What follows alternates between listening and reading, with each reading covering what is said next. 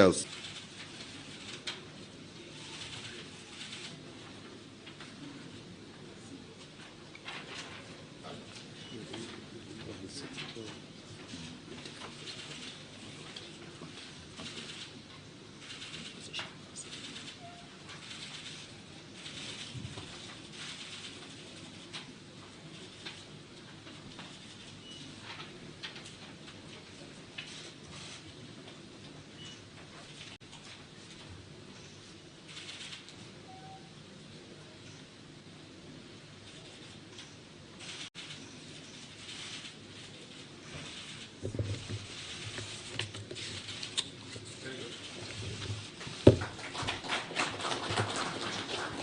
Your Excellency, in a symbolic display of the interdependence between the legislature and the executive in the management and public affairs, I kindly request that you hand over a copy of the Act to His Excellency the Deputy President, Attorney General for publication into law, the Speakers of both Houses of Parliament, the former Prime Minister, the former Vice President, as well as to the leadership of both houses from the majority and minority parties.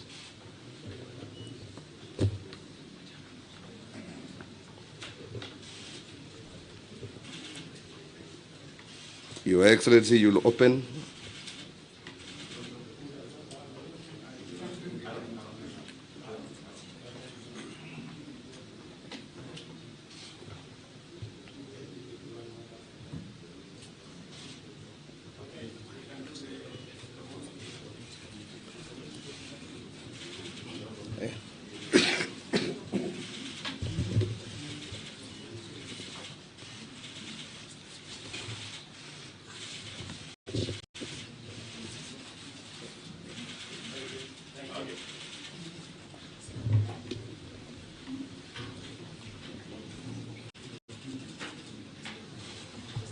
Your Excellency, you are most graciously invited to make a few remarks. I thank you, Your Excellency.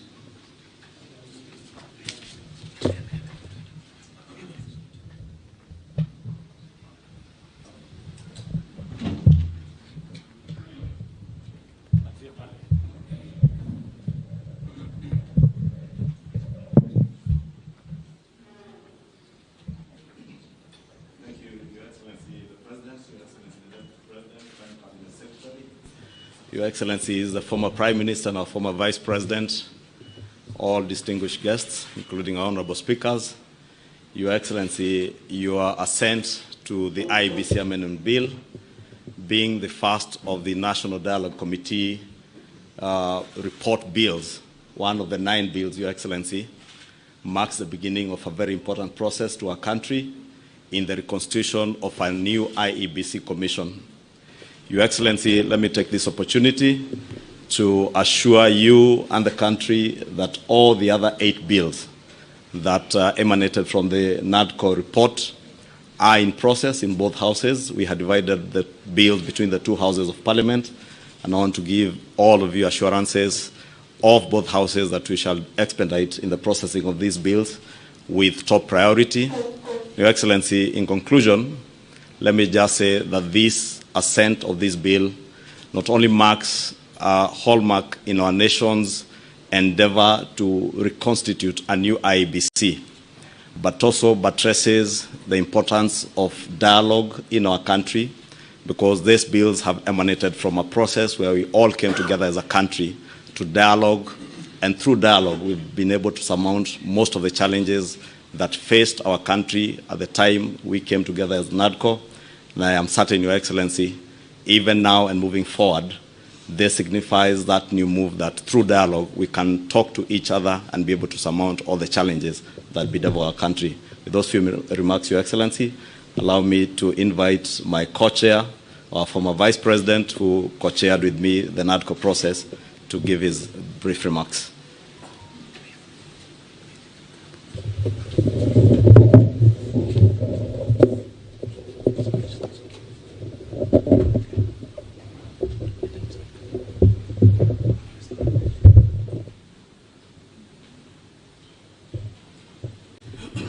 Mr. President, the Honorable William Samoei Arap Ruto,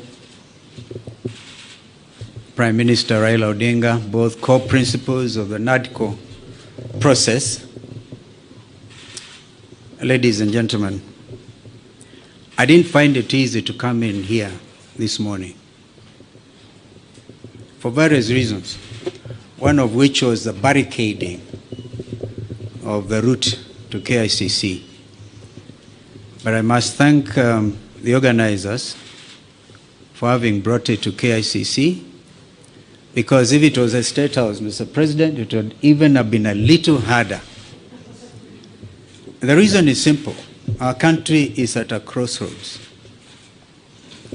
My colleague, Honorable Kimani Ichung'wah, has highlighted that both of you asked us to undertake the process of NADCO following the 2023 enactment of the finance bill and the riots that took place, where we lost people, 75 of them, property was destroyed, and the country was in a state of a shock.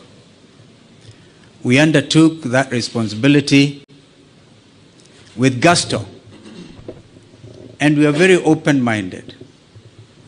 As Azimio la Umoja One Kenya, our number one topic was the high cost of living.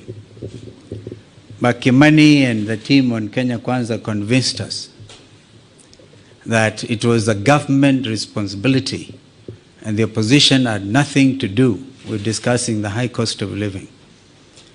I hope that in the light of recent developments, my friend Kimani would have revised that thought. Because again, 2024, Finance Act and the riots, and again we have lost 41 young Kenyans. This time they came in the form of Gen Z, but they are Kenyans. They have a right to belong.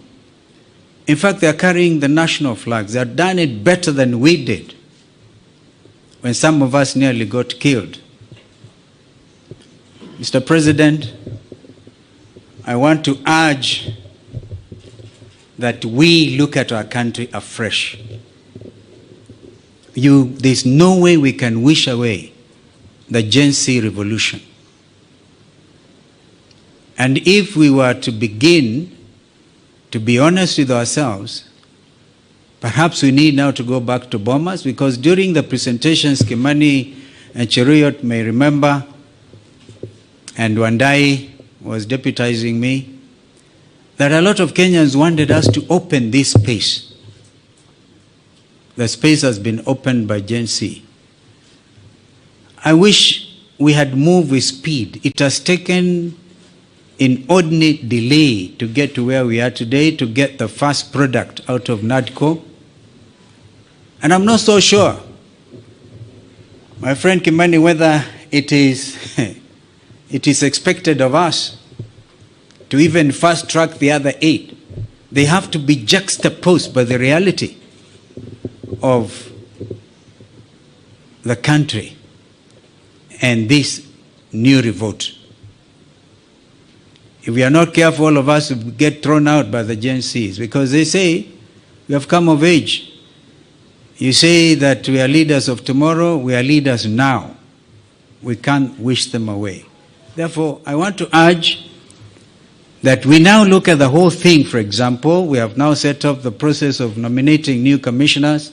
We made it very clear that both you, Mr. President, and Mr. Raila Odinga, the Prime Minister, will have to agree on, perhaps most importantly, on who becomes the chair of the new Iebc. That principle of consultation was inbuilt, and I thank my colleagues because we didn't have to struggle much to agree. But now is the time. The country is at a crossroads. Can we, for a beginning, even in order to bring the country to normalcy, can you, Mr. President, order the Inspector General of Police, if he doesn't resign, can he remove the police from the streets? Can the army get out of our streets and back to the barracks? I thank you.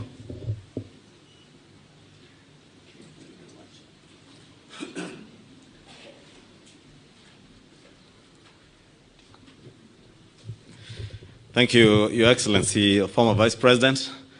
I now have the honor to invite the former Prime Minister, Your Excellency, Honorable Raila Odinga, to give his remarks, and thereafter invite His Excellency the President.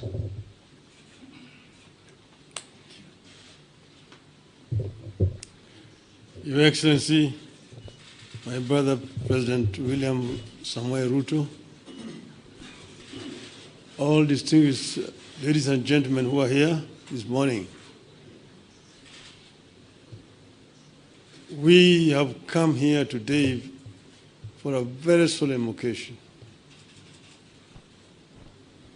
And I'm happy that this function has been arranged to take place here at KICC.